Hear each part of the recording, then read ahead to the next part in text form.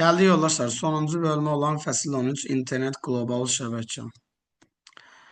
İndi müəyyən yığılmış formada olan hissələr var. Mən onların üzərinə izah eləməyə çalışacağım.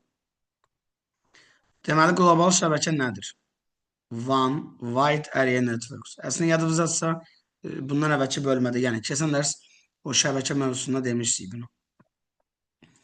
Müxtəlif şəhər və ölkələrdə yerləşə bilən məsafəyə görə paylanmış kompüterləri birləşdirir. Qlobal şəbəkəyə ən yaxşı nümunə internet qeyd eləmişdik. Qlobal şəbəkələr məsafədən asılı olaraq aşağıdakı növlərə bölünür. Şəhər, regional, milli, transmilli. Belə. Sonra gəldik burada nə anlayışı var? Şəbəkə operatoru, provider, bunlar da təkrardır. Bunları keçən dəfə demişdik. Yəni şəbəkənin normal işini dəstəkləyən şirkətlər şəbəkə operatoru, internet xidməti təklif edən şirkətlər isə provider adlanır. İndi təbii ki, Azərbaycanda qeyd olunan bir sıra providerlər var, qeyd olunub.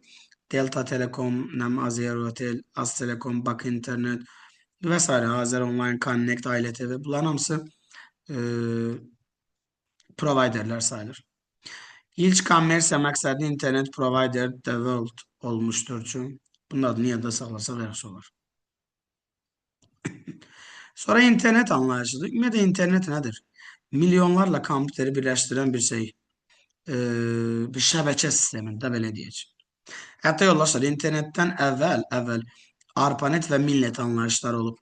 Çünki bu iki sözün birləşməsindən internet ifadəsindən gəlir. Hətta ARPANET-in özü də bir şəbəkə sistemi olub.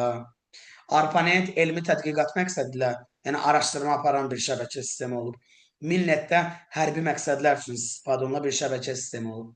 Sonradan bu iki böyük şəbəkəni birləşdirib internet olaraq adlandırıblar, belə deyək.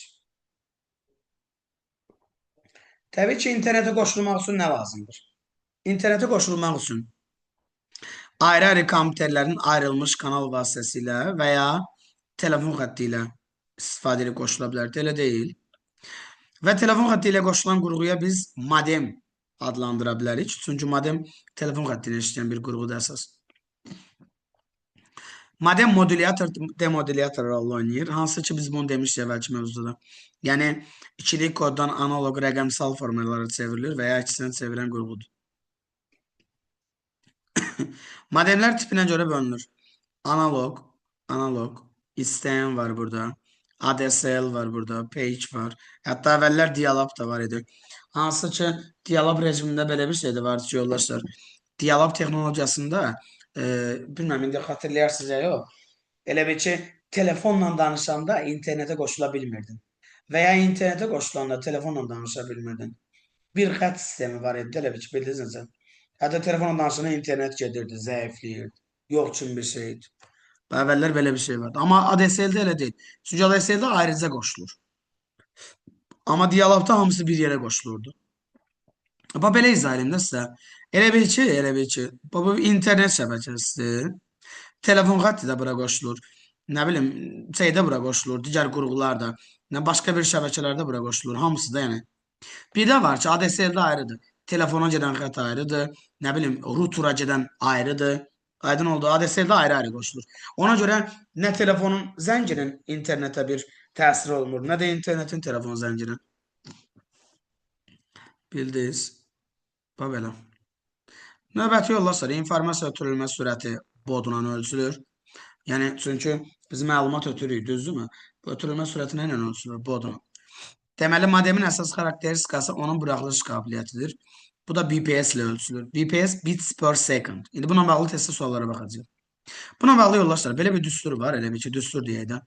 BPS bərabərdir, bod vur bit. Məsələn, burada bir məsələn də verilib. Əgər modemin sürəti 1200 bod olarsa, yəni bodun özü 1200, analog siqnalları 6 bit olarsa, onda burada buraxma qabiliyyəti 7200-dür. Niyə? 1206-ya vurursunuz da, elə bir ki, yerinə qoyursunuz. 1200 boddur, 6 da bit. Yerinə qoyub bir-birinə vurursunuz, 7200 BPS olacaq. Aydın oldu, yadda saxlayın bunu. İndi bununla bağlı testdə suallarda baxacağıq. Elə bu hissə ilə bağlı. O VT başqadır, o hissə, onun radiyyatı yoxdur. O şeyə aiddir, sürət zaman məsələləri. Bəli, o da vardır. Orada S bərabərdir VT-dir. Deməli, məsəl üçün, 137-ci sual var. Deməli, yoldaşlar, necə əldə edəcəyik? Dediyimiz kimi, 1 PS bərabərdir bod vur bit. Ya çox rahat sualdır həqiqətən də. Qəbula düşsə, yəni bilsəz bir bal qabaqsız elə bil. Özü düşüb ha qəbula belə bir suallar. 2850 BPS-dir, 3 də bit. Şimdi bunu tapacağız. X, yəni bilmirik. İndi bozu tapanda nə olacaq? 2850-ni 3-ə böləcəyiz. Bu qədər. Orada 950. Aydın oldu. Çətin bir şey yoxdur Müəllim, bir yoldaşlar. sual versəm olar? Həmişə tam Bəli. rəqəmlər alınırdı ancaq, yoxsa belə Yox, deyim. indi verəcək də, onsuz da nə verib bizə? Sual budur, yəni necə yəni həmişə Yox, tam rəqəm? belə deyim də, məsəl üçün həmişə tam rəqəmlər alınırdı, yəni onluq, kəsir falan, yəni belə bir Yo, şey yo, elə olmayıb. şey olmayacaq. Yo, narahat olmayın. Elə. Hə, tamam. Kəsir uzaq başı ola bilər 1.5, nə bilim 2.5, belə şeylər ola bilər. Hə, 0.5. çox sağ ol. Buyurun. Yox, adi indiyə qədər məsələlər necə olur? Hamısı, yəni nədirsə oldu da. Bu narahat olmayın, yəni şey olmayacaq, fərqli bir şey yoxdur. Sonra yoldaşlar, davam eləyək. Web sənədlərə baxış proqramları browser adlanır. Yəqin ki, bunları bilərsiniz. Netscape Navigator, Internet Explorer, sonra Mosaic, Google Chrome, Mozilla, Opera, Maxton, Safari, Amigo, Yandex. Bunlar hamısı browserlər hesab olunur. Aydın mı? Yaxşı, ay Allah'ım ya. Son yeri o yazmışsın orada. Deməli, bunlar browserlər sayılır. Bunların adlarını bilək. Browserlər bildinizdə nə oldu yoldaşlar? Yəni, düşünürəm ki, açıqlama verməyə ehtiyac yoxdur. Yəqin hamı bilər. Çünki gündəlik gördüyümüz bir şeylərdir. Google Chrome'dur, nə bilim, digərlərdir. Simsiz, yəni naqilsiz əlaqə vasitələri. Simsiz vasitələr üçün mobil telefonlar vasitəsilə internet əlaqələri yaratmaq üçün WAV var. Wireless Application Protocol. Bu hansı ki şeydir yoldaşlar, bizim en çox istifadə etdiyimiz megabayt falan götürür ya. Bir də simsiz digər vasitələr də var ki, IRDA var, Wi-Fi var, WiMAX var, Edge var, 3G, 4G, sonra 5G'nin özü də var. Düzünü kitabda adları qeyd olunmuyor amma yəni var. Sonra Bluetooth'un özüdür. WPAN fərdi simsiz şəbəkəsi. Çünki yoldaşlar, WPAN elə bir ki, wireless-dir, yəni simsiz. Burada fərdi simsiz ona görə deyirlər ki, Bluetooth fərdi qaydada istifadə olunan bir şeydə bildiniz necə.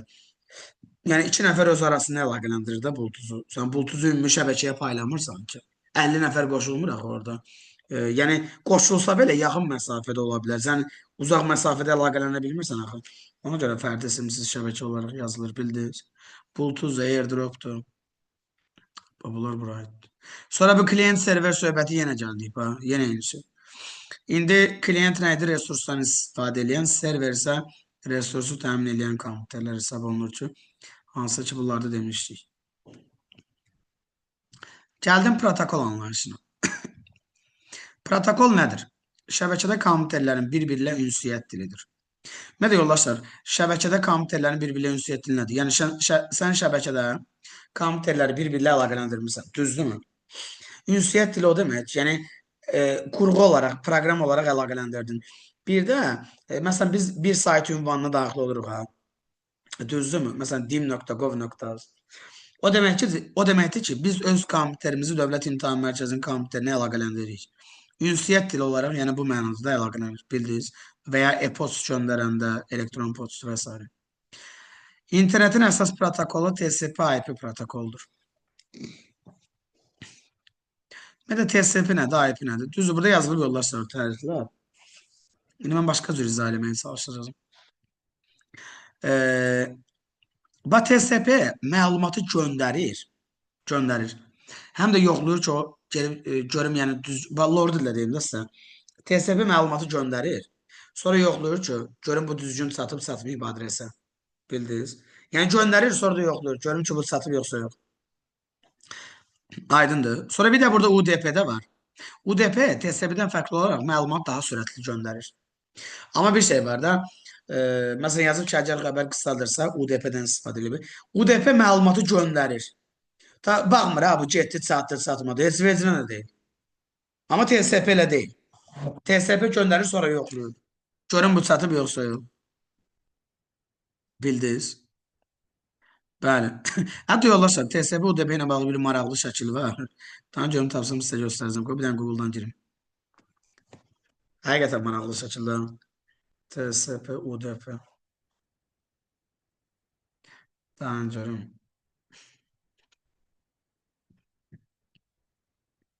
Fərqli şəkil idi özü də.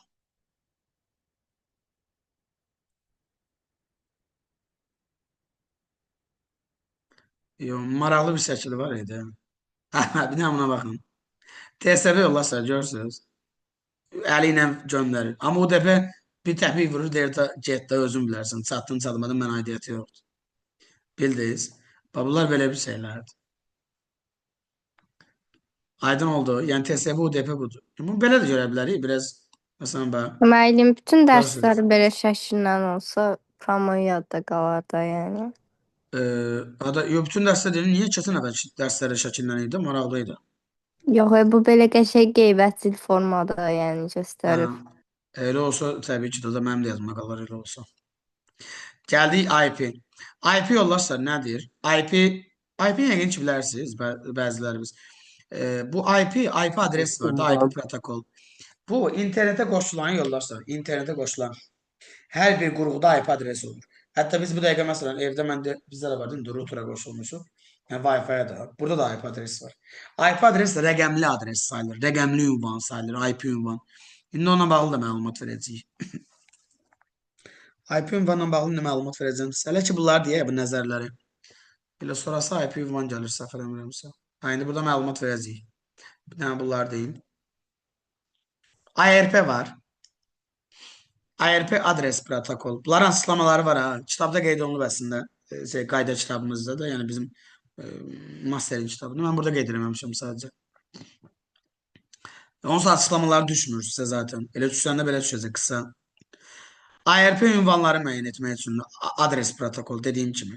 File transfer protokol faylları ötürür. Elə adına məlum məsələdir. Adres, ünvan, file. Aydın oldu. SMTP, POP3 və IMAP. Bu 3 dənə protokol elektron məktublarla bağlıdır. Məktubu göndərir, məktubu qəbul edir. Göndərən SMTP-dir, qəbul edən POP3 IMAP-dir. İndi burada elə bir ki, SMTP-də birinci hərfi görürsünüzsə, send nə deməkdir? Göndərmək. Elə yadda saxlaya bilərsiniz. Düzdür, onun açılışı send-lə deyil əslində. Simple-la da açılışı. Simple Mail Transfer Protokol. Amma yoldaşlar, yəni belə yadda saxlaya bilərsiniz, yadda saxlamaq üçün deyirəm yəni. SMTP göndərir, POP3 IMAP isə qəbul edir. Bunlarla bağlı suallara baxacaq. Bir dənə bunlar deyim. Bunun açılışı nədir? İnternet Kontrol Mesaj Protokol. Yəni, nə deməkdir? İnternet Kontrol Mesaj Protokol. Yəni, internet mesajlarını yoxlayan protokol, belə deyək. Əgər mesajları yoxluyursa, onda bunun işi nədən ibarətdir? Səhvlər haqqında məlumat göndərir. Gördünüz. Əslən açıqlamasını tutmaq olur yəni. HTTP isə Hypertext Transfer Protokolu. Hyper nədir? Yəni hipermətnlərin ötürülməsi. Buna belə deyirik, web sənədlərə əl-yetərliyi təmin edir. Web sənədlərə, yəni web sənəd nə demək yoldaşlar? İnternet üzərində olan sənədlərə və ya istənilən belə deyək, sayt ünvanlarına buna daxil ola bilərik. HTTP. Yəqin ki görmüsünüz, çünki məşhur olan bir şeydir. İnternet ünvanlarına çıxır qarşımıza. Yox, açılışı yazılmır sualda. Kamilə xanım, açılış olmur. Belə olur. Belə gördüyünüz kimi. NMTP telekonferans protokolu. Telekonferans belə izah edeyim də yoldaşlar. Telekonferans bilirsiniz. Konferans nə deməkdir? Telekonferans. Yəni onlayn qaydada və ya müzakirə sistemində belə deyək. 4 nəfər, 3 nəfər qoşulur, nəyisə müzakirə aparır. Bu tipli bir protokol hesab olunur. İndi bu dediyim protokollar gördünüz. Gəlin bunlarla bağlı bir-iki nəzəri suallar var. Hansı ki, elə bir dənə suala baxsa biləcəksiniz. Yəni, söhbət nədən gedir? Yəni, məsələn, 124-cü sual. FTP, HTTP, SMTP. İndi A bəndi, bəndləri bir-bir analiz edək. Məktubların göndərilməsi SMTP-dir. A getdi bura. Aydın oldu. Yəni 3-ə. Sonra B bəndi ünvanlar. Ünvanlar hansıydı? A, R, P. Yəni adres protokol. O burada yoxdur, amma yenə də yazdım ki, yəni yadınıza qalsın, öyrənəsiniz.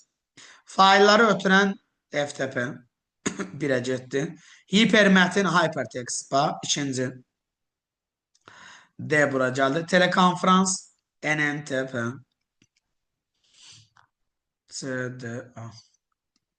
Yadda qaldı. Ya burada qeyd elədik ki, ən azından görəsiniz burada. İndi deyəcəyimiz bəzi məqamlar olacaq da qabaqda. Sonra deyəcəklərimizdən nə var? Məsələn, 112. Deyir ki, şəbəkənin əsas komitərlərinə səhvlər haqqında. Yəni, o mesajları yoxlayan hansıydı? Səhv haqqında. Səhvi necə göndərir? Mesajı yoxlayıb göndərir də. De buydu bu. ICMP. İnternet Kontrol Mesaj Protokol. Aydın oldu. Açıqlamasına əsasən. Təbii ki. Sonra naqilsiz ötürmə vasitəsi GPRS var idi orada. GPRS-dir, İRDA-dır, Wi-Fi-dir. Bəzi məqamları dedik. Şimdi bəzilərini deyəcəklər, qabaqlardadır. Məsələn, deyək 92-ci sual. Simsiz əlaqə vasitələri. Wi-Fi, İRDA, 2-3. Ethernet-lə FTTX yollaşırsaydı, kabellərlə işləyənlər idi, demək olar ki. Aydın oldu. Bu bölməndə sualları çətin deyil, rahatdır. Hətta burada 97-ci sual. Protokol nədir? Şəbəkədə ünsiyyət dili. Bu qəbul sualıdır. Bu 97-ci sual qəbul sualıdır. Qəbula düşüb bu qaydada. Elə bu tərifdə. Davam eləyək. Gəldim yoldaşlar. Xəbərləri ünvana çatdırmaq üçün ünvanlaşdırmaq lazımdır. Məlum məsələdir. TCP IP-də 3 ünvan var. Əsas. Lokal və ya MAC adreslər, MAC ünvanlar, DNS ünvan, bir də IP. İndi biz birinci IP-dən başlayacağıq. Sonra DNS, sonra MAC ünvan. Bunlar haqqında məlumat verir. IP ünvan bayaq dedik. Yəni, internet şəbəkəsinə qoşulmuş hər bir kompüter unikal ünvana malik olur. İnternetə verilənlərin ötürülməsi üçün rəqəm və ad tipli ünvanlardan istifadə olunur. Rəqəm tipli ünvan IP adresidir. Yəni, şəbəkə səviyyəsindən paketlər IP ünvanlar vasitəsilə ötürülür. Yəni, rəqəm ünvanlar IP ünvanlardır. Amma ad ünvanlar, bu ad tipli ünvan deyir, ha. O DNS. Şimdi onu da görəcəyiz.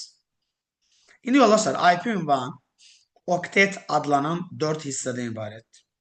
Və 32 bit 4 byte yer tutur. 32 bit 4 byte. IP ünvana məsələn, burada verilib misal.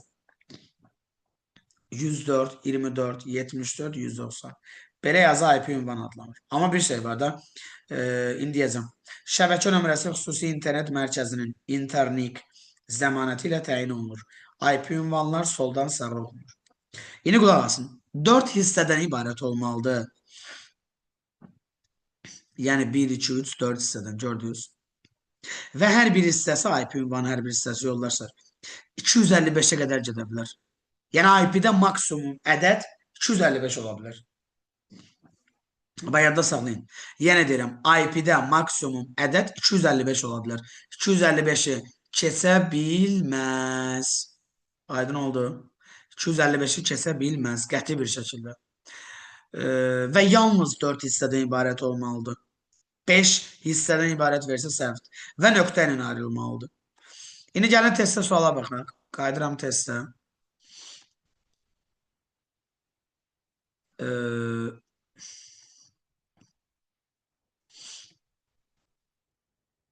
Məsələn, 136-cı sual. Düzgün IP-ləri seçin. İndi, bir düzdür. Amma 2 səhvdir. Niyə? 1, 2, 3, 4, 5 hissədən ibarət. Dedi yaxı, 5 hissədən ibarət ola bilməz. Aydın oldu. 3-də 256 var. Səhvdir. 4 düzdür. 5-də həm 433 var, həm də sayı çoxdur. Yenə 5 hissədən ibarətdir. 6 düzdür. Cavab 1, 4, 6. Çatdı yoldaşlar. Düz yazanlarımız da var hətta. Əla.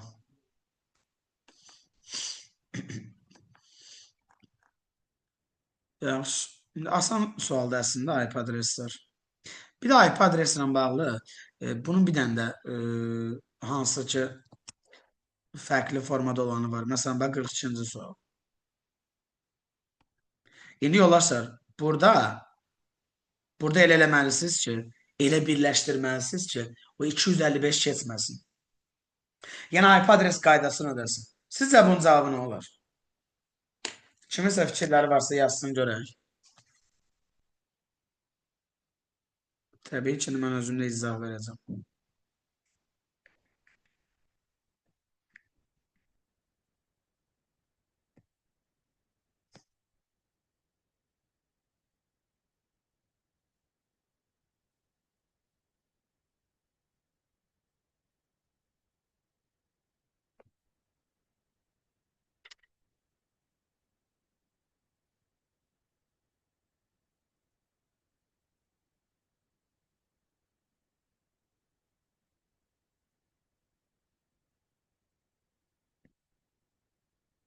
Nöqtələrə fikir verin, ay yoldaşlar. Nöqtənin yerini dəyişə bilməlisiniz. Kamilə xanım düz yazıb. Bəli. Aysel xanım da düzdür. Aysun xanım da düzdür.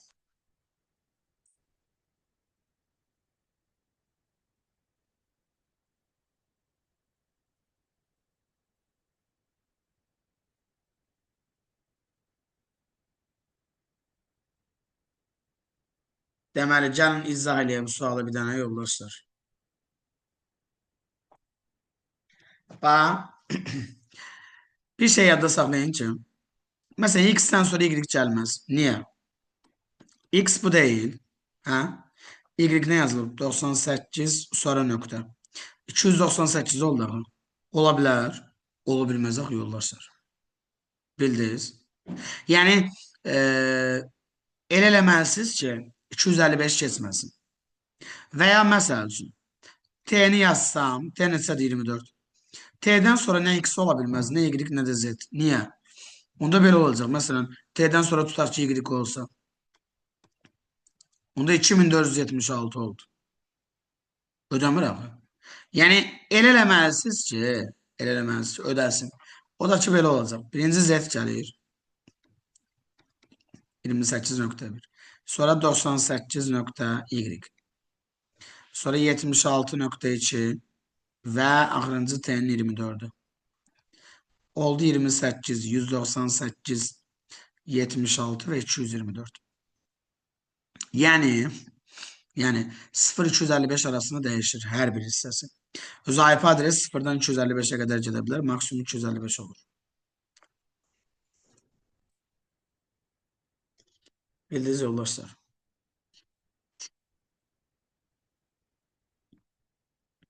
Onda bu oldu Z, Y, X, T.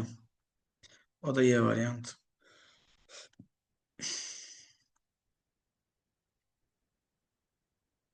Davam ediyoruz. Domen ünvanlar. Rəqəm ünvanı kompüterlərin mübadiləsi zamanı istifadə olunur. Amma insanlar arasında çox zaman ad ünvanlarından istifadə olunur. Niyə?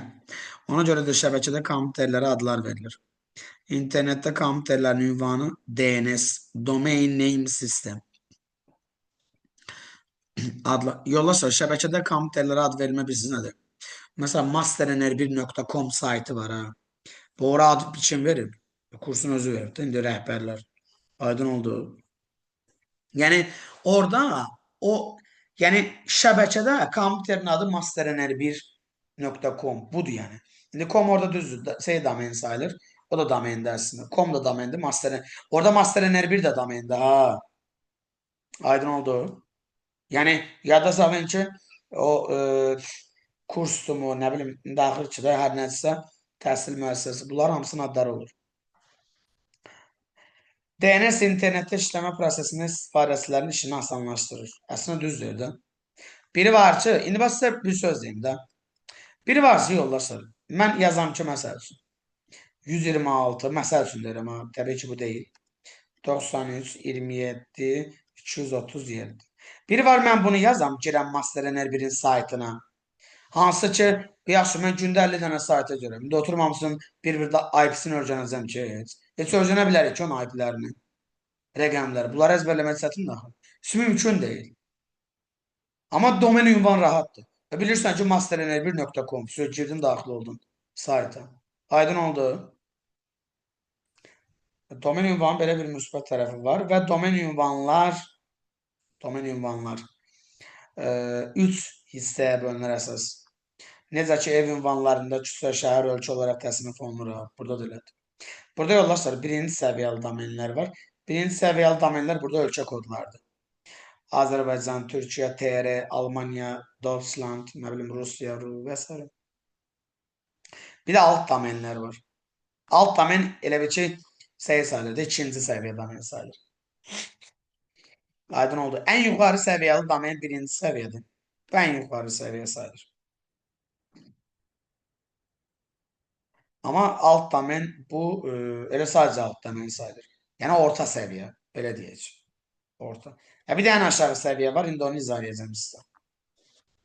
Kommersiya təşkilatı, education, təhsil. Əslən İngilis açıqlamalarından tutma olur. Education, military, government, network, international, organization. Yəni uyğunlaşdırma olur arası. Bildiniz. Və yadda saxlayın, domen adlar bir-birindən yalnız və yalnız nöqtə ilə ayrıla bilər, nöqtə işarəsi ilə. Məsələn üçün, sizə ən çox istifadə olunan bir şey yazıram. dim.gov.az. Fikir versiniz, nöqtə ilə ayrılır. dim.gov.az. İndi yollarsa bir şey də yadda saxlayaq. Domen adlar sağdan sola oxunur. Sağdan sola. Səviyyəsi azalır getdikcə. O da niyə elədin deyimdə sizə. Bəli. İndi burada az dedik, ən yuxarı səviyyə domendir. Gov alt domendir, orta səviyyə. İndi burada ən aşağı səviyyə domen dimdir. Ən aşağı. Ən aşağı səviyyə domen dimdir. Bunun açıqlaması bilirsiniz niyə sağdan sola oxunur? Açıqlamasına görə. Yəni yoldaşlar, Azərbaycanda dövlət təşkilatı olaraq Dövlət İmtahan Mərkəzi. Azərbaycan ümumidir, ölkə. Onun içində dövlət təşkilatı, onun içində Dövlət İmtahan Mərkəzi. Bir dənə dim deyil ki, dövlət təşkilatı olan. Bildiniz nə demək istəyirəm? Yəni, bu qayda domen adlar təyin olunur. Domenlərlə bağlı suallar var. Görüm burada olmadı. Məsələn, 41-ci sual. 41. Bizə deyir, hansı domen adı ola bilər kompüterdə? C variantıdır. Niyə? Domen adında slash olmaz. Bax, səhvdir. Aydın oldu. Y variantıdır onun kimi. C ilə D qaldı. D'də niyə olmaz? Çünki burada vergül var. Səhvdir. Bu da F ola bilər ha burada. Çünki EG vert hər hansısa bir şeydə elə bir ki. Nətər deyim, bir şirkət mi deyək, nə bilim, nəsə belə bir addır da. Aydın oldu yoldaşlar. Domen adı yalnız nöqtə ilə ayrılır. Bəli. Sonra, məsəl üçün, domen adına bağlı, daha görüm qabaqda. O dim.gov sual var ya, o sualın özü burada. Görüm onu tapacağım. 76-cı suala baxın bir dənə. 76. Bizə deyir, ən aşağı səviyyə domen hansıdır? Sual budur. Təbii ki, dim. Yoldaşlar, burada www götürmürsünüz. www internet xidmətidir. İnternet xidməti. İndi birazdan bunun adını deyəcəyik. O nəzərə almırsınız. Aydın oldu. Dimdir burada. Konkret. Ən yuxarı səviyyə domendəsə təbii ki, az olacaq.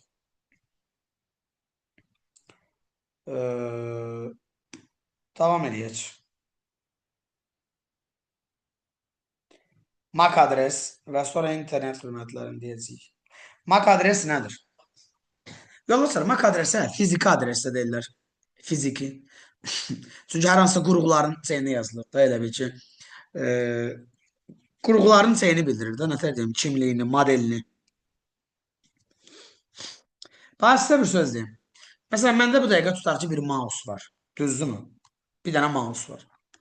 Mən baxıram ki, bu mouse'un məsəl üçün də modeli yazıb ki, məsələn, M190 düzdür. Məsələn, mən bilirəm ki, bu modeldir, yəni konkret bu mausu bildirir. İndi Mac ünvanda əgər bu rutura qoşulubsa, bizim evdəki ruturda modem Wi-Fi qoşulan əsaslı rutura onun kimliyini bildirir. Bu bildirir ki, ha, bu yəni bu ruturu bildirir. Yəni şəbəkə qurğusunun seyirdə elə bir ki, nətər deyim sizə, açıqlamasıdır, kodudur. Fin kod deyək də belə deyək. Fin kod. Aydın oldu. Fin kodudur. İndi MAC adreslərinin yazılışı var. Bunlar da 6 bayt olur. Və MAC adreslərin yazılışında 16-lıq sayı sisteminin simvollarından istifadə olunur. Ki, yəqin ki, tanış gəldi sizə. 0-dan 9-da A-dan F-ə, yəni 0-dan F-ə qədər. Və yoldaşlar, MAC adres bu il qəbullara var idi. Ki, bəziləri səhv yazmışdı. Amma asan sualdır. MAC adres 6 hissədən ibarət olmalıdır. 1, 2, 3, 4, 5, 6. Yalnız 6 hissədən ibarət olmalıdır. Yalnız. 7 hissədən ibarət versə səhvdir. 5 hissədən ibarət versə səhvdir. Yalnız 6 hissədən ibarət olmalıdır. Və MAC ünvan 2 rəqəmli formatda olmalıdır. 3 rəqəmli ola bilməz. Hərflə də rəqəmləndir. 3 rəqəmli ola bilməz. 2 rəqəmli olmalıdır və 16-lıq sayı sisteminin simvolları olmalıdır. Aydın oldu. İndi bununla bağlı da suallara baxaq. Yəni MAC-la bağlı. Bu qabaqdadır. Rəqəmli ünvan olduğuna görə. Deməli 144. 144-cü sual. Deməli yoldaşlar, burada nə gəldi bizə? Bir səhvdir. Niyə? L hərfi var bax. 16-lıq sayı sistemində L hərfinin nə işi var? Amma 2 düzdür. 3 səhvdir. Niyə? 1, 2, 3, 4, 5, 6, 7 hissədən ibarətdir. 4 səhvdir. C hərfi var. Həm də ki, B, 1, 1 ola bilməz. Burada 11 kimi baxmırsınız, hə buna? Tək. 3 rəqəmli ola bilməz, qətiyyən. Elə 3 rəqəmliyə görə bu səhv yazmışlar da bəziləri onu. Bu 3 rəqəmliyə görə səhv yazmışlar. 4 səhv, 5 düzdür. 3 rəqəmli ola bilməz, qətiyyən. 6 düzdür. 7 yenə səhvdir. Həm JM-ə görə, həm 3 rəqəmliyə görə, həm sayı çox olduğuna görə. Cavab 2, 5, 6. Belə sualı səhv yazmaq olmaz, həqiqətən də. Necə səhv yazdılar, hələ də mənə çatmırdı. Konkret və ən asan suallardan biridir. Konkret və ən asan suallardan biridir. Bir dənə sadəcə qaydasını bilmək lazımdır. Bir də bu MAC ünvanına bağlı yoldaşlar, belə tipdə sual var, necə? Bir dənə gəlim göstərəcəm sizə. Deməsəl üçün bax. 119. Burası burada bilirsiniz nədir söhbət? Sayı sistemi söhbətidir, çevirəcəyik. Burada sayı sistemi söhbətidir. İndi ikilik kodlar verir, fikir verirsiniz. İkilik sayı sistemində kodlar. Bizə deyir 16-lıq sayı sistemindəki yazılışı. Yoldaşlar, onsa sayı sistemi 16-lıq sayı sistemində düzdürmü? Yəni buna əsasən baxacaq. İndi 2-likdən 16-lığa necə çevirəcəyiz? Başlayırıq çevirməyə, adi qayda. Yadda saxlayın, 8, 4, 2, 1 üsuluydu. İndi burada 1, 2, 4, 8, 1, 2, 4, 8. Aşağısı 0 olanları siləm. Yəqin ki, yadınıza düşdü. 4 ilə 1, 5. Burada aşağısı 0 gedir, qalır 4, 2, 1. Bu da 7. Oldu nə? 5, 7. Birinci kod oldu 5, 7. Elə 5, 7 ilə başlayan bir dənə variant var, o da Bakıdır. Yəni B. Aydın oldu.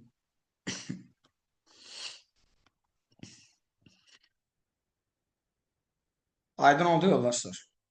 16-lıq sayı sisteminə keçid. 2-likdən 16-lığa keçid. Elə ilk şeydən göründü. İndi görünməsəydi ölsün, o birisləri çevirəcəydik. Ya bir-bir çevirmək lazım, bir də qısacası.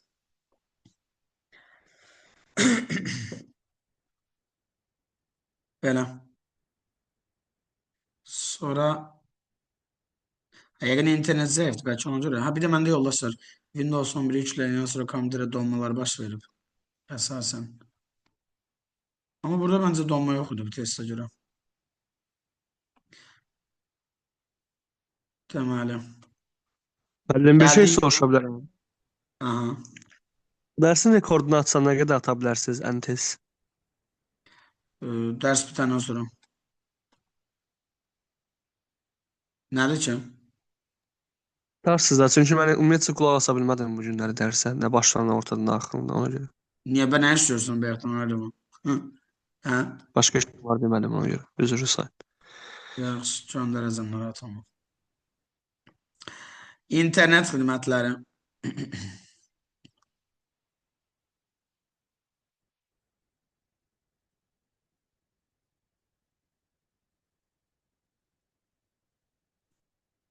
Dərslərin başlıqlarının adları. Yo, dərs 22-23 belə yazıram da. Nə mənada başa düşmədim. Müəllim başlıq tutaq ki, Word onu demək istəyir. Yəni rəqəm yox. Yo, bilmə, tam mən elə yazmışam, bax yollar sonra, əvvəlkilər elə gedir. Onsuz da biz hər dəfə yeni dərs keçmişik də. Adları yazmamışam, mən adları yazmamışam. İnternet xidmətləri, gələk bunu davam eləyək. Deməli, internet xidməti el adı üzərində internet şəbəkəsində fəaliyyət göstərən serverlərin xidmət funksiyaları başa düşülür. Hansı internet xidmətləri var? www. Bunu yəqin ki bildiniz. Ümumdünya hörümçək toru deyilir buna. Tərkibində mətn, cədvəl, qrafik, şəkil kimi olan informasiyalar olan hipermətnli sənədlərdir. Hipermətnli sənəd nə demək? Yəni internet ünvanlarda internet sənədlər, yazılar.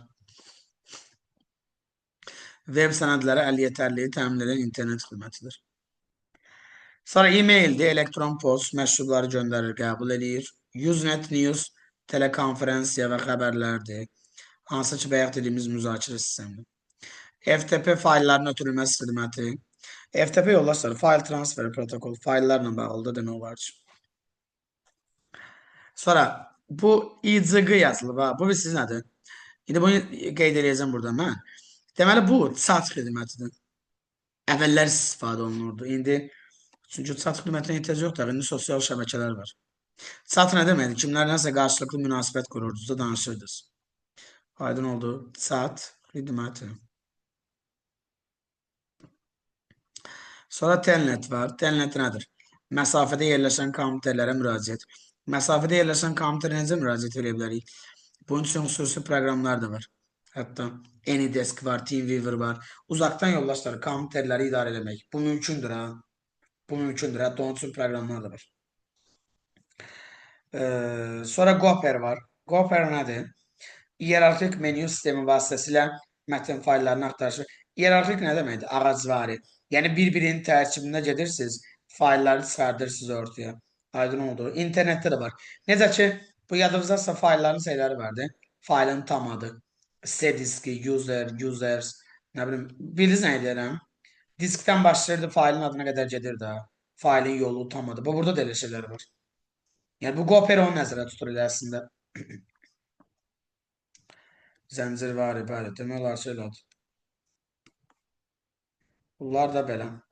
Bununla bağlı bir suala baxa bilərik, hansı ki, nəzərə olan suallarda var. Məsələn, qaydım əvvələ bir dənəsini gördüm. Cədvəl sualının içində var idi. Demək 78-ci sual. Deməli, telnet nə oldu? Məsafədə digər kompüterlərə daxil olmaq var. Bir oldu yer. Gopher axtarış oldu. 2C. 3-də A oldu mənim. Telekonferans, bəli, A. Bax, gördünüz yoldaşlar necə həll elədik?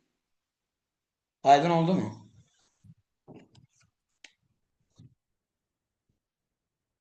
Yaxşı. 84-də cavab nədir müəllim orada? Necə? 84-cü suala cavab nədir orada? Nədir ki 84? 6 byte. Sağ ol. IP-də də 4 byte. Dərsin çoxu qalıbmı? Azı nə var da bir hələ var. Hələ var. Biri 10-15 dəqiqə bitirər yerdəsə. 15 dəqiqə, 20 dəqiqə belə.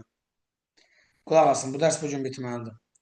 Web səhifə anlayışı var. HTML dilinə yazılmış hipermətn resursudur. Web səhifə bilirsiniz nədir? De bu girdiğimiz şeyler var. İnternet sayfaları asılan. Bak üzerimizde asılan sayfalar var ha. Bunlar hamısı web sayfalar da yoldaşlar. Yani Google'un içine daxil olursunuz, onun içerisine daxil olur, sayfalar asılır ha. Asılan bütün sayfalar web sayfalarıdır. Web portal da var. Web saytlar toplusudur. Web server var. Web server hər hansısa təşkilat və ya şəxsə aiddir. Yəni daxil olma imkanı yaradır internet üzərindən nələrəsə. Sonra web sənədlərinin uzantıları da var. .html və ya HTML. Web sənədlərin formatı nədir yoldaşlar? Failin uzantısı olur, .docx və s. Burada da elədir də HTML və ya HTML. Bir də əlavə qeyd vermişik. İstənilən sayt brauzerə yüklənərkən susmaya görə index.html adlı fayl asılır. Susmaya görə bilirsiniz nə deməkdir? Yəni default vəziyyətdə. Default vəziyyətdə index.html adlı asılır, fayl asılır. Hosting saytları internetdə yerləşdirmə xidmətidir. Bunlar hazır test suallardır elə bil ki. Hosting də vardı burada bax. Bax yoldaşlar 86-cı sual. Hosting nədir? Saytı internetdə yerləşdirmə xidməti. Sonra URL ünvan. URL ünvan bilirsiniz nədir? Bildiyimiz link. Adi. Təbii ki, bu iki hissədən ibarət. Birinci hissə protokoldur. Hansı ki, HTTP. Və burada nümunə verilmişik. İkinci hissə isə, yəni məlum məsələdir ki, server. Yoldaşlar, burada bilirsiniz nə söhbətdir? Burada serverdir və onun içində qovluqlardır. Burada yenə www.dimgovaz var ha. Bu ümumi server adı olaraq gedir. Burada news qovluqdur. Index.php isə faildir. News qovluqdur burada.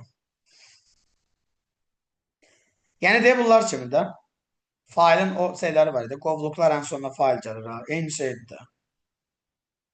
Aydın oldu. C-diski, user, eyni şeydir. Qovluqlar axırda fail gəlir. Bu da onun kimidir. Sonra gəldik burada hypertext, hyperlink.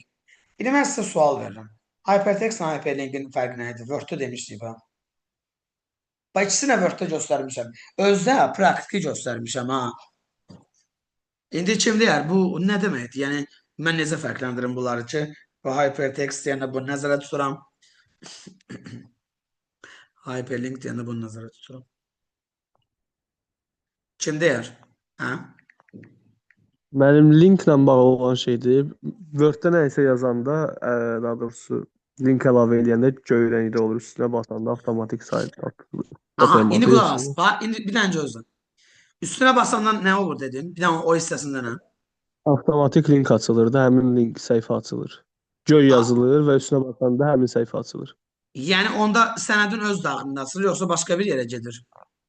Başqa bir yerdə açılır. Yəni susmaya görə təyin olunmuş brauzerdə açılan səhifə olur da. Aha, bəli. Yəni başqa bir yerə keçid eləyir də, belə deyək. Link budur. Amma hypertext sənədin öz daxilində keçid eləyir bir yerdən başqa yerə. Aydın oldu. Bax, fərqi budur yoldaşlar. Bildiniz? Bax, fərqi budur. Hyperlink başqa bir sənədə, başqa bir qovluğa, başqa bir sayta keçid eləyir. Amma hypertext sənədin öz daxilində keçid eləyir. Məsələn, tutaq ki, birinci səhifədəsən, keçir 5-ci səhifəyə. Bu hypertextdir. Amma link başqa bir yerə keçid edir. Elə linkdən tutmaq olar əslində. Sonra media. Media nədir? Qrafika, foto, audio, video, belə şey yadda saxlayın. Sonra ana səhifə, homepage. Webdə işləmək üçün başlanğıc bir interfeys sayılır. Ana səhifə ümumiyyətlə yoldaşlar. Elə adi, məsələn, girəm Dimgovaz saytına. O möhtəşəm sayta. Burada da var baş səhifə. Ya sən hara gedirsənsə ged, axırda baş səhifə verib qayıdırsan da əsas səhifəyə. Bildiniz.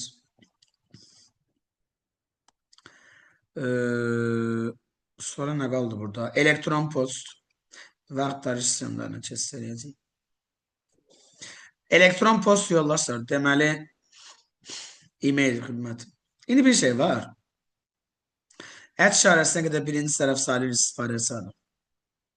İşarəsi istifadəçi adını ünvanla əlaqələndirir. Bir də yoldaşlar, burada belə bir şey var ki, bu masterə qovşaq kompüter deyirlər. Qovşaq bilirsiniz nədir? Qoşulduğu kompüter.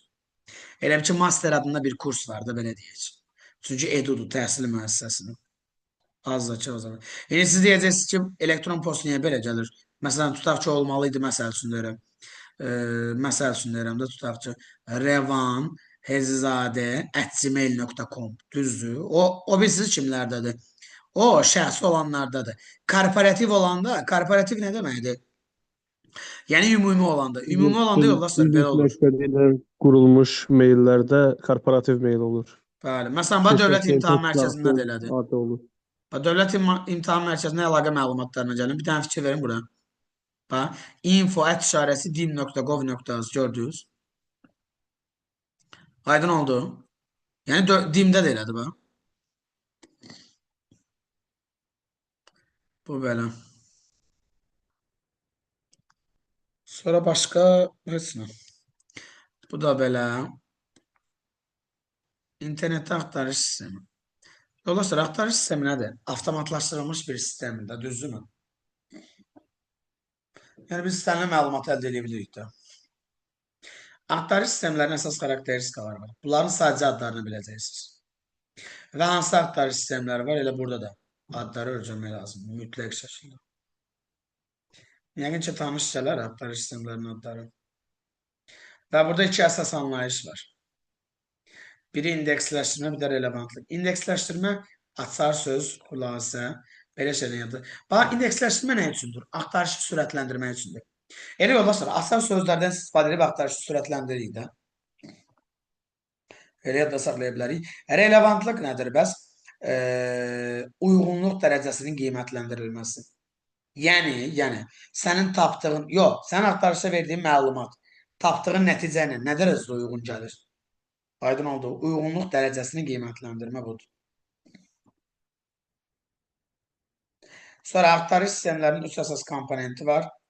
Agent, istinadların verilənlər bazası və axtarış mexanizmi. Bunların adlarını biz əzbəs edirik. Gəldik burada nəyə? Axtarışla bağlı misal tipləri var. Cədvəldə axtarış sisteminə verilən sorğular və axtarış nəticəsində internetdə tapılmış səhifələrin sayı verilir. Məntiq sorğusu üzrə neçə səhifə tapılır? Bu elə bir ki, yoldaşlar, bir misal tipidir. Bu sual, elə bir ki, mən sizə belə izah edeyim də. Bu suallar çoxluqlar üzərinə əməllərə oxşuyur. Çoxluqlar üzərinə əməllər. Onunla bağlı düstur vardır. NA üstəgəl NB bərabərdir. NA kəsişmə B üstəgəl NA birləşmə B. Yadınıza düşdü? Çoxluqlar üzərinə əməllər. Bəli. Bu, yəni o tipli sualdır. Hətta bunu Eyler-Venn dairəsindən də əldə eləmək olar. Ya da belə bir düstur vermişik ki, bundan da daha rahat əldə edə bilərsiniz. A üstəgəl B. A ilə B burada bilirsiniz nədir? Məntiq informatika. Məntiq A olsun, informatika B olsun. Aydın mı? Bax belə. İndi məntiqi bilmirəm. Elə bizdən bunu soruşur. A üstəgəl informatika 2500 bərabərdir. A or B neçədir? Yəni də A or B budur da məntiq informatika 3200. Üstəgəl A MPB-də 800. Burada A-nı tapıram ki 1500. Yəni 4000-dən 2500 çıxırsınız da. Belə deyək də, ən doğru bir toplayırsınız. Digərlərini bir toplayıb bir-birinə bərabər edirsiniz. Yəni bu da sadə sualdır. Belə sualları itirmək olmaz həqiqətən də. Belə sualları itirmək. Və bu sual hazır, belə suallar hazır sizə bir bal qazandıracaq suallardır. Hazır ha. Yəni sənə deyir ki, bunu həll elə bir bal qabaqsan da. Yaz geçsin. O da yaddan çıxsa, məhv oldu hər şey. Burada testdə var sual kimi. Məsələn, 139-cu sual. Deməli,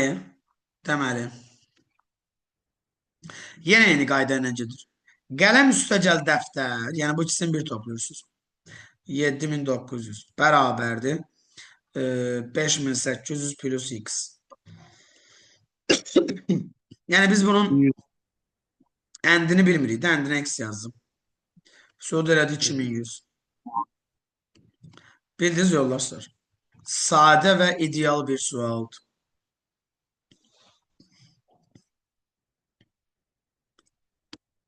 Yaxşı, bu da belə. Az qaldı. Burada nümunələr də var. Yenə nümunə vermiş 2 dənə. Eyni tipli. Yəni elə dediklərimizə aid yəni. Yenə orla ent var. Bu ikisini bir toplayacaqsınız. 9450. Elə deyilmi? Bərabərdir 3350 plus x. X'i tapsaz 6100. Bildiniz. Amma yoldaşlar, nümunə 2-yə bir dənə baxın. Burada ama sualı belə verir. Sizcə bu nə demək istəyir? Yəni, bunu nəyə əsasən tutacağıq? Bu sualı nəyə əsasən həll edəcəyik? Hə? Müəllim rəqəmlərinə də yerinə qoyuruq, baxırıq ondan 12 bu imkan vermirsə vəsə. İndi biləm, burada onda belə çıxır ki, burada variant işləməlisiniz. Elə deyil. Yəni Cavab nə olar? Bana elə bir şey yollarsa belə olmalıdır. Bir dənə qulaq asın. Düstur nə idi? A üstə gəl B. A or B, A and B. 4 dənəsi var. A, B, A or B, A and B. Deməli, variantın biri artıqdır onda burada. Elə deyil. Burada variantın biri artıqdır. 4'ü uyğun gəlir. 4'ü uyğun gəlməsi üçün də toplama qaydalarından istifadə etməlisiniz. Ay yoldaşlar, fikir verin, 2 dənə ent var. Deməli, biri artıqdır. Gəncə Azərbaycan verib. Tək sözlərdir də, bunlar AB-lərdir. Və Azərbaycanla Gəncə AB-dir də. Azərbaycan A-dır, Gəncə də B-dir də. Deməli 5000 üstə gəl 3000. 8000 elədi. Digər 8000-i belə yaza bilərsiniz. 6200 plus 1800. Deməli A variantı artırdı. Çatdı indi. Hə? AB bunlardır da Azərbaycanla Gəncə.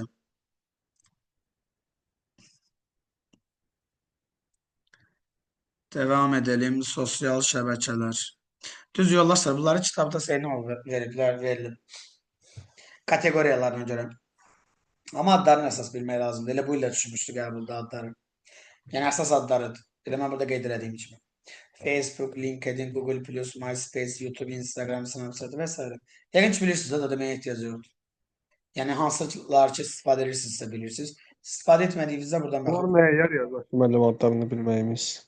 Qəbula düşürək, deyir sosial şəbəkələri siz. Elə bu il vardı, 2-ci həftə düşmüşdü. Bu il var idi, düşmüşdü 2-ci həftə. Nə sual var? Saat xidmətləri. Yoldaşlar, saat xidmətlərinin düzdür. Bayaq bir dənəsini dedik adını. Amma qalanlarını yenə buradan baxacaqsınız. Sonra spam nədir? Spamı yəqin ki bilərsiniz.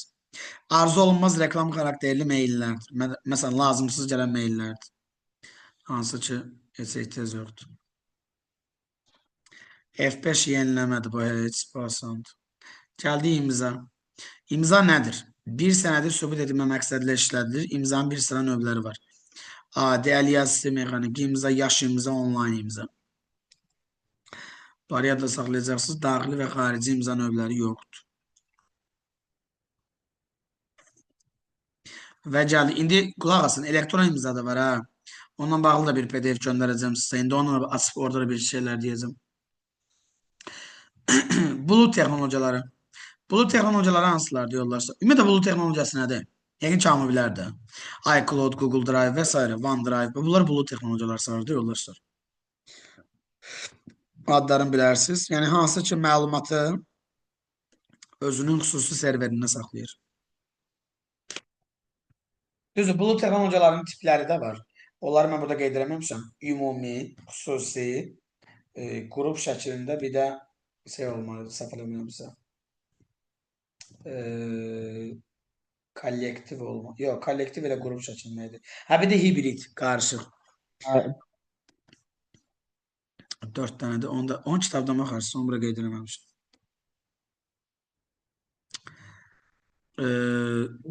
Bu texnologiyası fərdi ilə qrupun birləşməsindən yaranan onlar deyil, yoxsa? Necə? Hibrid. Ha, hibrid elə də. Ha. Hibrid, yəni onu düz dersən, bəli. Bir də yoldaşlar, bizim elektron dövlət adında bir PDF-imiz də var əlavə. Hansı ki, orada da müəyyən nələrsə bilmək lazımdır. Türklər demişəm, e-devlət. Hə, burada amma bir şey var ki, burada nəzəriyyə da, yəni konkret əzbərçili şeylər də var, düzdür. Elektron dövlət yollaşır. Təbii ki, elektron mühitdə təqdim olunur. Məlum məsələdir.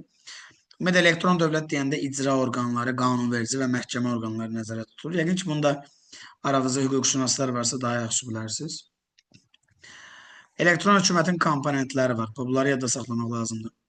Hökumət, vətəndaş, biznes, hökumət. J2C, J2B, J2C. Bunların qısaltmalarını öyrənmə. C2C, C2B, C2C. Mütləq öyrənmək lazımdır. Düşmə ehtimalı ola bilər. Government to business, government to government. Açıqlamasından görünür, bəli. Deməli, elektron hökumətin üstünlükləri var. Amma hökumət üçün üstünlüyü ayrıdır, vətəndaş üçün, biznes üçün. İndi mən sizə vətəndaş üçün biznes deyəcəm.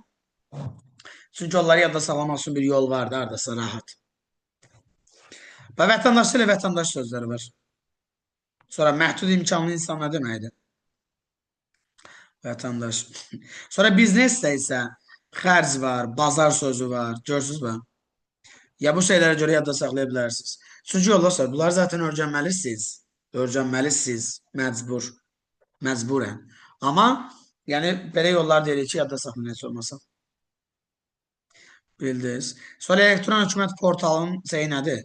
Saytı. EGOVAS. Elektron hökumət portalında portala giriş üsulları da var. Bunları da bilmək lazımdır. SIMA rəqəmsal imza, asan imza, SIMA token imza, identifikasiya və s. Bunları bilmək. Bir də portalın xidmətləri qeydiyatsız və qeydiyyat tələb edən formada ola bilər. Onu portala girəndə də görmək olur. Portala giriş üsulu deməli EGOVAS-dır. İnternet üzərindən görsək, EGOVAS, elektron hökumət portalının budur. Hətta burada portala girişi vursam sağda. Digər üsulları seçirəm, burada var.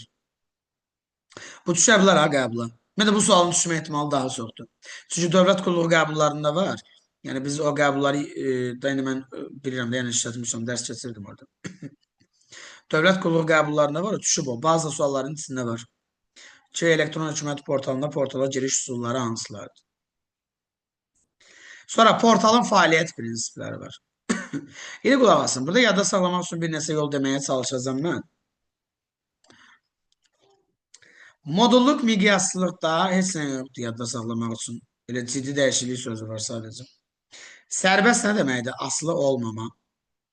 Bax. Sistemli nə deməkdir? Əlaqə, uzlaşma. Belə şeydən yadda saxlamaq olar hardasa, məntiqlə. Təhlükəsiz nə deməkdir? Mühafizənin təmin olunması. Bax, görürsünüz necədir? Səmərəli nə deməkdir? Məsrəfi azaltmaq, qənaət eləmək. İstifadə asanlığında çox saylı istifadə var. Şəffaflıqda elə şəffaf və ya açıq şəkildə olan sözü vardı. O burada qeyd olunub, şəffaf. Bildiniz. Deyək şeylər var ki, onları yadda saxlamaq üçün bir yollar var da. Bura asandır. Fəaliyyət prinsipləri. Fəaliyyət prinsipləri asandır. Demək olar ki, bir sözün açıqlamasını veriblər də. Amma yenə də yəni tutmaq lazımdır, o söhbəti görmək lazım idi. Portalın texniki texnoloji infrastrukturu. Həsən bunu öyrənəcəksiniz. Xoşluqla. O da öyrənəcəksiniz. Sonra portal hansı hissələrdən ibarət? İnformativ və interaktiv. Bu da qəbula düşür bir dəfə dövlət qulluğunda. Amma adlarım isə əzbərsiz, ehtiyac yoxdur nə deməkdir bunlar. Əslində yerinə yetirdikləri şeylərdən asılıdır, xidmətlərdən. Elektron imza. Elektron imza yoldaşlar. Təbii ki, imza sahibini identikləşdirməyə imkan verilənlərdir. Yadda saxlayın ki, elektron imza elektron dünyada şəxsiyyəti müəyyənləşdirən vasitədir. Buna belə deyirik biz. Elektron imza elektron dünyada şəxsiyyəti müəyyənləşdirən bir vasitədir. Elektron imzanın da növləri var. Kör imza, tələ imza, vəkalət və inkar edilə bilməyən. Düz adları biraz qəribədir. İndi burada bir asan yollar var. Nədir o asan yol? Kör nə deməkdir? Məzmunu görmədən, bilmədən imzalayırsan. Aydın oldu. Tələ nə deməkdir? Saxta olub-olmama, bax, saxtaçılıq əsasında. Vəkalət nə deməkdir? Öz açarını kiməsə verir. İstifadə etmə hüququ tanıyır. Davernus da belə deyək. Lori dildə desək.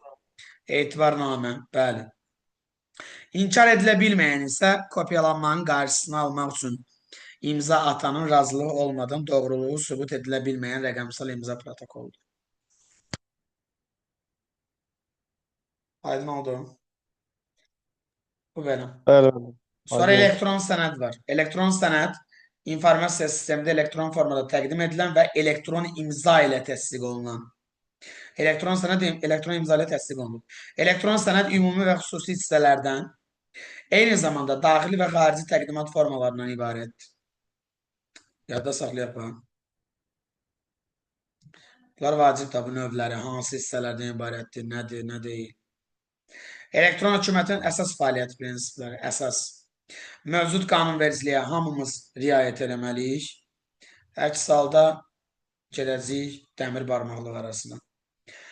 İnformasiya sahəsində dövlət siyasətinin həyata keçirilməsi, milli maraqların qorunması, istifadəçilərə, yəni bizlərə təqdim olunan məlumatın tam, həqiqi, aktual, təhlükəsiz mühafizə olunmasının əldə edilməsi imkanları təmin olunmalıdır. Yəni, biz məlumatı əldə edəndə təhlükəsiz və dəqiq əldə eləməliyik. Öyle deyil, elədir. Aktual əldə eləməliyik. Dövlət qurumları arasında səlahiyyət və məsuliyyət bölgüsü var.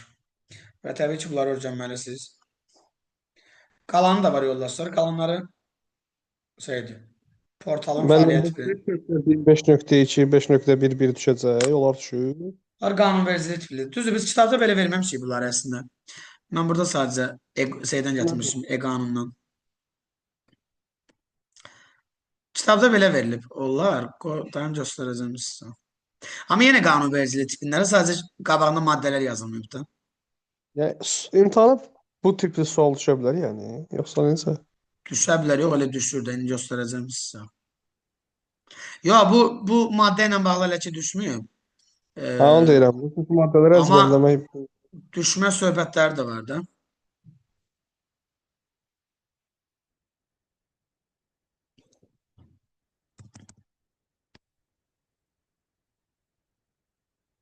Və bunu yoldaşlar. Bunu biz kitabda belə qeyd eləmişik. Belədir. Bir neçəsinin adı verilib sadəcə qısa. Amma əslində bunlar maddələrdir zaten. Bildiniz nə demək istəyirəm? Bunlar maddələrdir əslində. Mən sadəcə maddə seyrinə görə vermişim. Sonra müəllif hüququ da var idi burada. Müəllif hüququ nədir yoldaşlar? Məlum məsələdə istənilən sahədə nə isə əldə edən insanlardır. Yadda saxlayın, müəllif hüququnun pozulmasına səy edirik. Piratçılıq deyirik. Pirat. Aydın oldu. O da burada qeyd olunub, əvvəldə qeyd olunmuşdur. Müəllif hüququnun pozulmasına piratçılıq deyilir. Pirat. Aydın oldu. Burada qeyd olunub. Dəqiqini göstərəcəm. Pirat? Pirat. Tamam.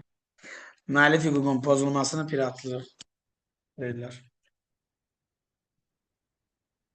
Bu mövzu bu qədər. Düzdür, bəlkə də biraz çox gəldi. İndi korsan, bəli, sağ ol.